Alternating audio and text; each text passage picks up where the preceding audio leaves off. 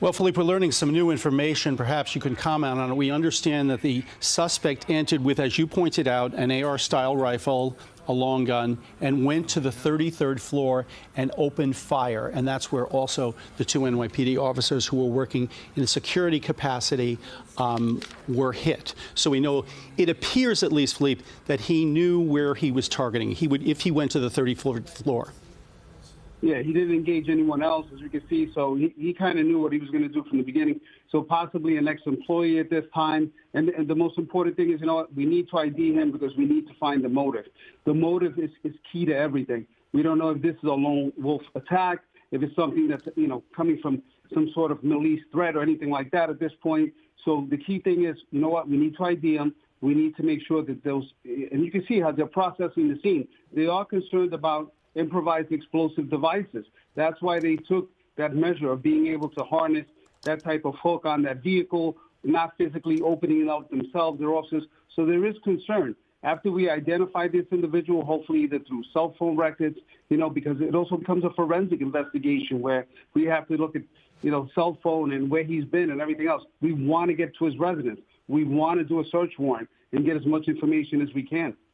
We're looking at a security camera footage, a still photo that was taken from that of the suspected shooter. He is dressed in plain clothes. Yeah. He has a blazer on. He has a button-up shirt on, sneakers, and then you see the long gun. This is before he enters the building. He's clearly on his way to go through those revolving doors. But let's concentrate again. I think that it's really important to make this point that the shooting, he went up to the 33rd floor. Right. So clearly he knew exactly where he wanted to go. He knew where he wanted to go. Mm-hmm. Please elaborate on that. Correct. You know, like I said, I could tell the mannerism he was walking from the video and the still photos, and you see that extended magazine. You know, you have a person there that's minimum. I mean, and I'm just saying, of course, from the angle and everything else, that's a minimum 30-round magazine. So if you think about it, you know what? This is the type of ammunition and the type of weapon that we get people to actually engage in combat. So he went up there. He knew what he was doing. He hit only one specific floor. And I'm amazed that, you know what, he was still willing to do it. Because if he had any sort of intelligence beforehand, you know, it's usually the same officers work the same details, or they constantly have NYPD working in an off-duty capacity, and that he was willing to engage with them like that. It shows, you know, that's just brazen. And that's something you don't see every day. And talk about brazen and talk about something you don't see every day. This man walking in, apparently when he got out of his vehicle, he must have taken that long gun out of maybe a bag or something. But look at him just brazenly strolling through. Now, I don't know whether people just ran away already, because usually there are people in a courtyard there. But he's walking through like he's just carrying a bag of, you know, a suitcase or something, as if nobody would notice that gun. Or maybe they would, and they'd get the heck out of there as fast as they could, as it appears that they did. You would think that there's security once you enter this building. Is that a long shot, Philippe? I mean, is that fair to say that there is some sort of security when you enter this building? It's a very prominent building in Midtown. Correct. I mean, it depends. I can't really, you know, I don't have any information. It has to do, you know, it could have been private security that were unarmed. And at this point, think about it. If you have officers that are fully, you know, trained and armed in the way we prepare our officers, and they had a, you know, difficult time, and look at the results of what happened. We lost one of our own today. And, you know, it's just the fact that the officers didn't really have a chance to wear out guns.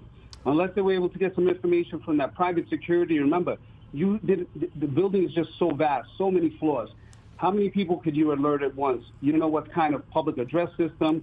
Did they have some sort of code that they could have put over the PA system, or an emergency text or something? You know, there's a lot of different companies that have all the stuff that can send you an immediate, you know, active shooter notification to your phone via email, text. We just don't know the capacities or what kind of equipment they had in that building. And one more thing, Philippe, I noticed that, as Christine points out, this guy is wearing basically a polo shirt or a long sleeve shirt and a jacket over it. He doesn't appear to be wearing any gear himself, which we frequently see in these shooting situations. Does that tell us anything about the suspect? You know, it just usually, one thing is, when I see that type of firearm, I see the way he's walking, the way he's dressed. He's looking to blend in, but at the end of the day, you know what? He wasn't afraid to die. ballistic vests are easy to purchase. You got used stuff out there with these heavy-duty ceramic plates that stops all this, high-powered firearms. It's easy, something easy to buy. The same way he had that large capacity magazine in that gun, and it's out there. Philippe, we're finally able to air some video immediately after the chaos broke out after this shooting. We're always extra careful before we air any video here at CBS New York until we can get it verified, and also obviously this picture. But we're looking at some of the video of just how chaotic the response was because of this clear and present danger of what was known at that time as a man with a long gun who had already shot an officer and some civilians. We see police arriving. We see them jumping over garden islands, some of them, clearly approaching with caution, as if somebody could open fire at any moment. And you can certainly just tell from these pictures what a tense scene this was when they approached. Please tell us about, what is going through these officers' minds that are clearly running right into danger and not thinking twice. Well, I can tell you from 31 years of experience, once, the call comes out, officer down, or 1013, your mindset goes into automatic response mode. The most important thing for you at that time is to get there, to make sure your officer is safe, and respond by any means necessary. There's times that I've jumped onto the back of an ambulance and held on when an officer was calling for help. And it's just the most important thing as a cop, to be there for one another. And you know what? You really want to save everybody else also, because that's part of our job. But when an officer goes down, your mindset goes different. It's automatic fight no matter what, and you got to get there. So, I feel for these poor officers that, in this trauma that they're going to have to live with. Those voices never leave your head. Yeah, I was going to say, first of all, we did see Mayor Adams on the scene where he is likely being briefed at this hour. But, Philippe, as former NYPD yourself, the phrase, you're always on the job. These two officers were working in a security capacity, so outside of the job, but on the job. And that feeling has to be going through everybody who is a former officer, who is an officer who may not be on duty, that at any single moment, something awful like this could happen, correct? It does, but you put it in the back of your mind that every day you still go out there and answer those huge amount of radio calls that keep coming in, and you do your best to serve the public. But you know what? At the end of the day, these officers have responded. It is trauma. It's hard. But at the end of the day, you put that, the shield back on, you put your vest back on, and you go out and do your job. And we've been doing it for years. Philippe, how difficult is it, though, to hear the news that you lost one of your brothers and then continue to have to concentrate on the task at hand to secure evidence, to ensure safety, and to make sure that no stone goes unturned?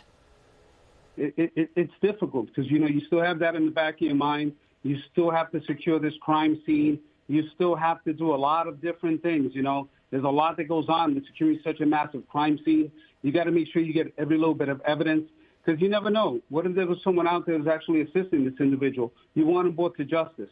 Where did he get this gun from? That's going to be another situation where we have to call in ATF, do a gun trace. And that becomes the cornerstone sometimes for the investigation of how we trace these firearms and how we actually arrest additional individuals.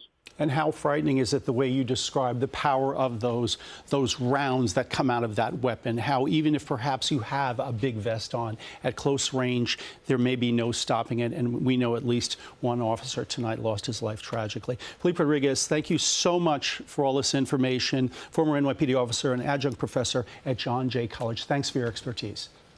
My pleasure. Thank you.